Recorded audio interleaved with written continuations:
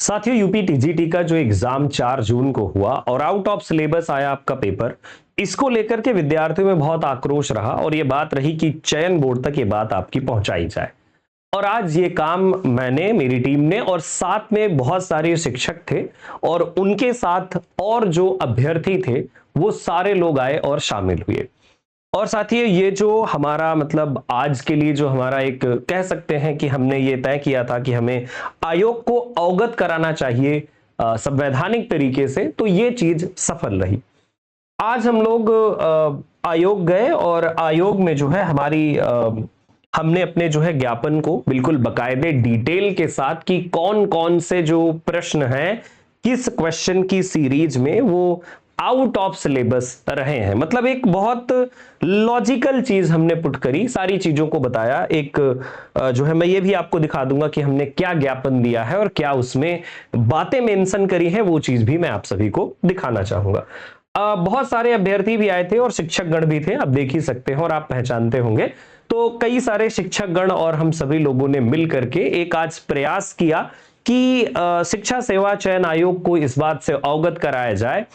कि जो अभ्यर्थी हैं उनकी समस्याओं को वो समझे और री एग्जाम के लिए, मतलब पहले अगर उन्हें लगता है कि पेपर में क्या दिक्कतें हैं तो पहले उसे इवैल्यूएट कराएं विषय विशेषज्ञों से, और विषय विशेषज्ञों से इवैल्यूएट करवाने के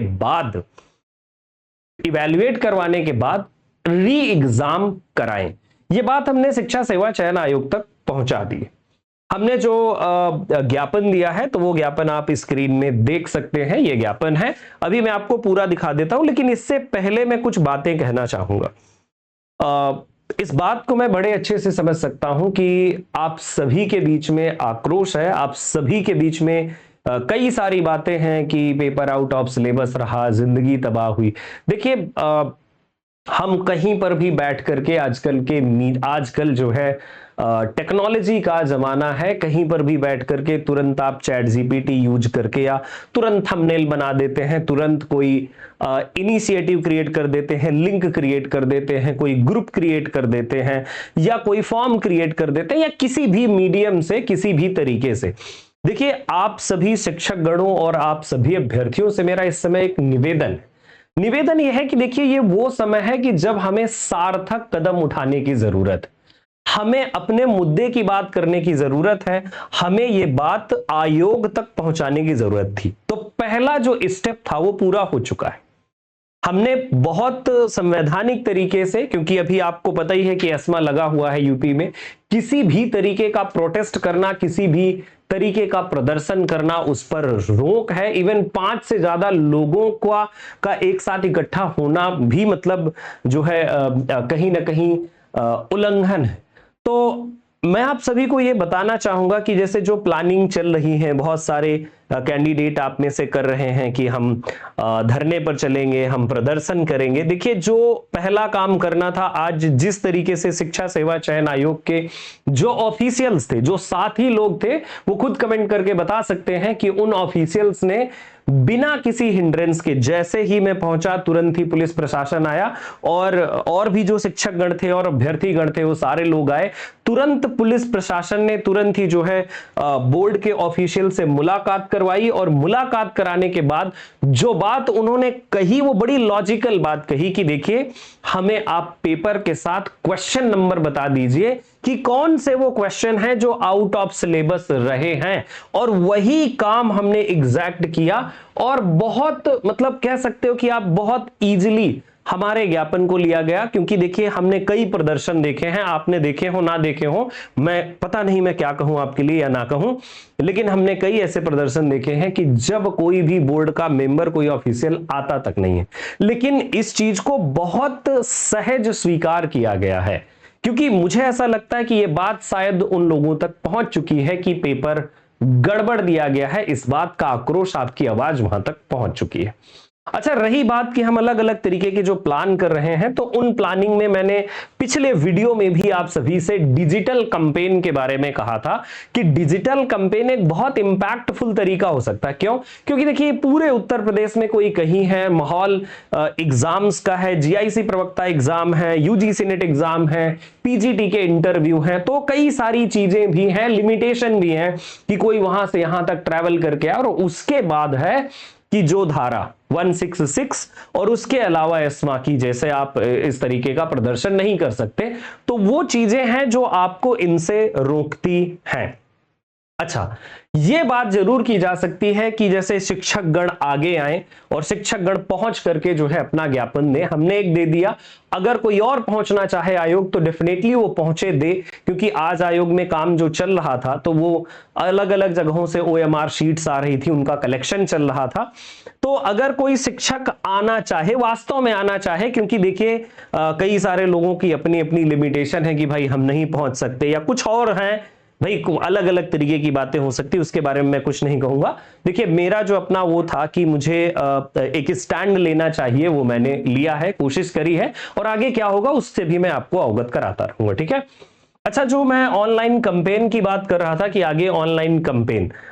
कैंपेन पर मैं चलूं, उससे पहले मैं आप सभी को ये प्रश्न पत्र दिखा दूं। इस पे मैंने सभी क्वेश्चंस पर जो भी लगे कि आउट ऑफ सिलेबस हैं, लगे नहीं, जो हैं आउट ऑफ सिलेबस, उन पर मैंने सभी पर क्लिक करा हुआ है, यानी ये रेड से, और बकायदे इसको मैंने अटैच कर दिया है। ये वही पेपर है जिसे हमने YouTube पर सॉल्व करवाया था, तो उसी का प्रिंट करवा करके जो भी प्रश्न गलत हैं, मतलब गलत क्या है, जो भी प्रश्न आउट ऑफ सिलेबस है, तो उन पे हमने ये रेड कलर से ये करा हुआ है। ये चीज आप देख सकते हैं, और करके मैंने खुद करा है ये, और मतलब समझ करके कि कौन सा वो प्रश्न है जो आउट ऑफ सिलेबस है, कौन सा वो प्रश्न है जो हमारे syllabus, terms, form, figure of speech या किसी तरीके से कनेक्ट करता है। क्योंकि देखिए यहां पर हम कई सारे कैंडिडेट्स का कहना है कि पूरा पेपर है, कोई कह रहा है 85 क्वेश्चन है, कोई कह रहा है 70 क्वेश्चन है। देखिए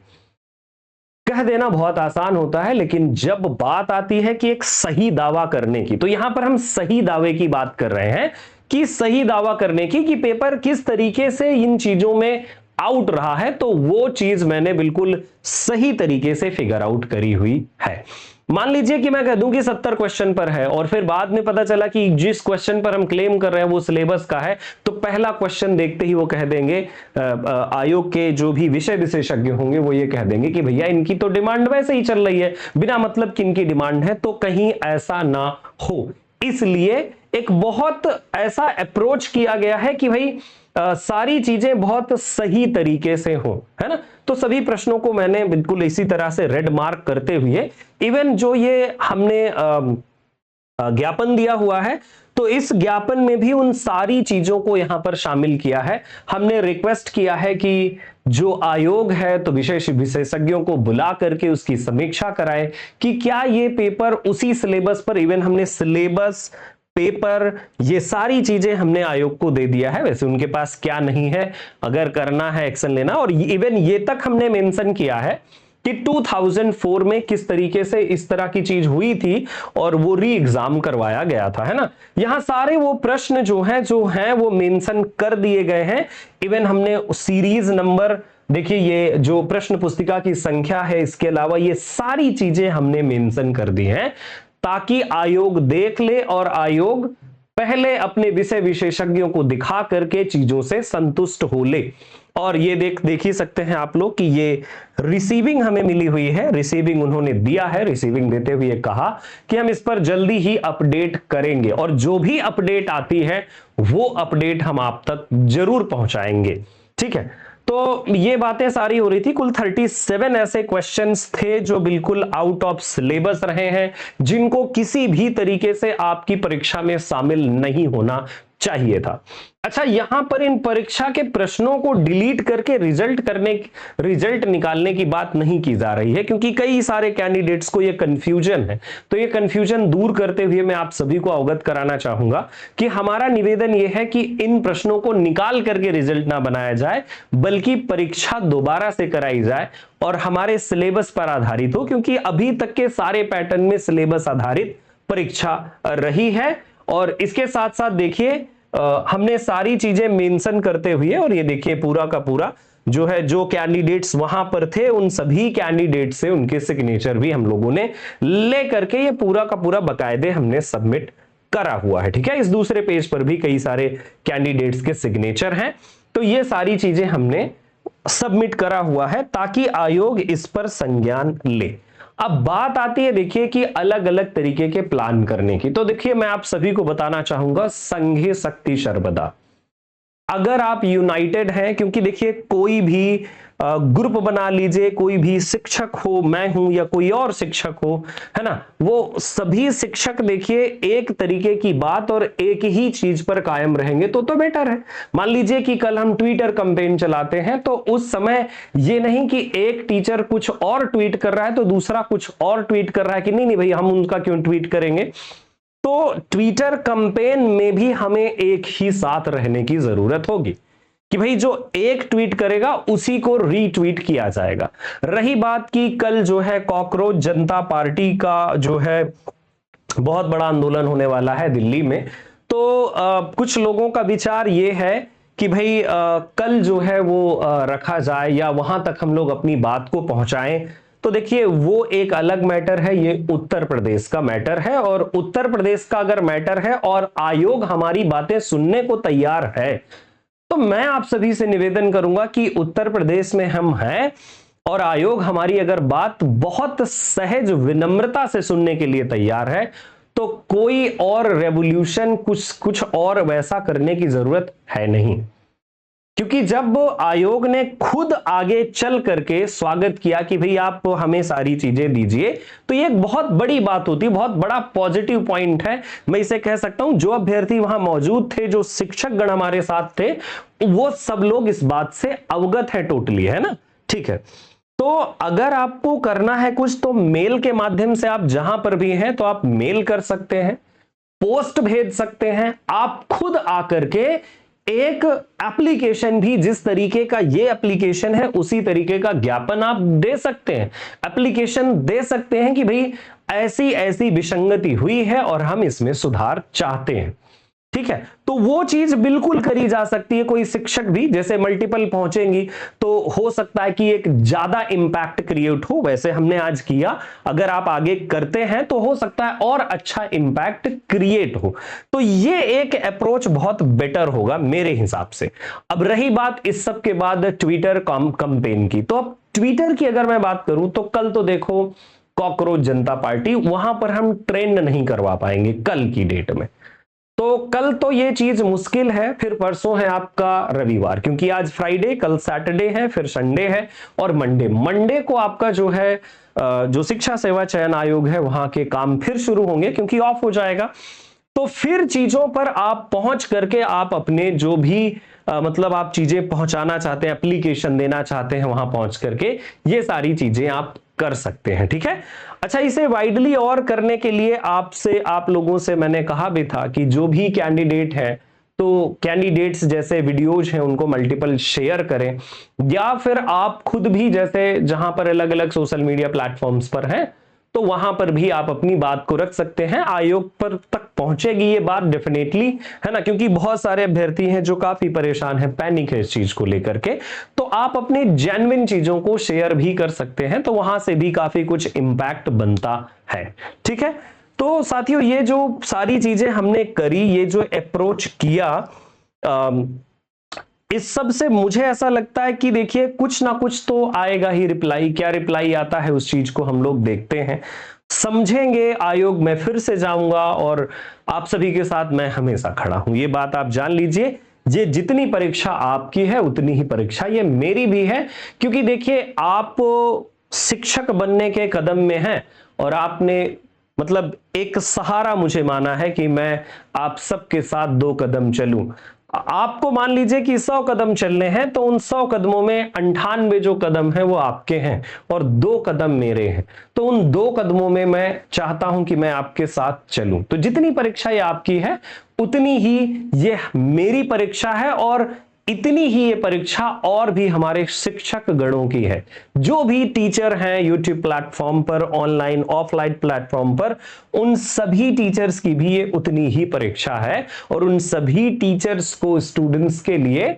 बोलना चाहिए। ऐसा नहीं है कि स्टूडेंट्स बोल नहीं सकते, अभ्यर्थी बोल नहीं सकते, वो इतने बड़े हैं कि वो बोल सकते हैं, कर सकते हैं चीजों को, लेकिन यहां पर पॉइंट ये बनता है कि अगर उनके साथ कोई ऐसा मार्गदर्शक हो, खड़ा हो जाए अगर उनके साथ, तो मुझे ऐसा लगता है कि एक मजबूती महसूस होती है। आज जिन अभ्यर्थियों से मिला, मैंने महसूस किया ये चीज कि किस तरीके से उनको मतलब चिंताएं हैं, किस तरीके से उन्होंने अपनी तैयारी की सिलेबस आधारित, और आज उनको परेशानियां हो रही हैं। तो ये थी आज की मेरी बातें। अच्छा, मैं लास्ट में जाते जाते आप सभी को जैसे ये पूरी जर्नी तो मैंने आपको बता दी कि क्या किया हमने, और ये जो है बिल्कुल रिसीविंग वगैरह देकर के सारी चीजें जो है एक्सेप्ट करी गई और कोई दिक्कत नहीं है। और जिस तरीके से अप्रोच था आज का, बहुत बेटर अप्रोच था, आप कह सकते हैं शिक्षा सेवा चयन आयोग का बहुत ही बेटर अप्रोच था, क्योंकि ना ही उन्होंने टाइम लगाया, इवन उन्होंने जो वहां पर एक थे जो है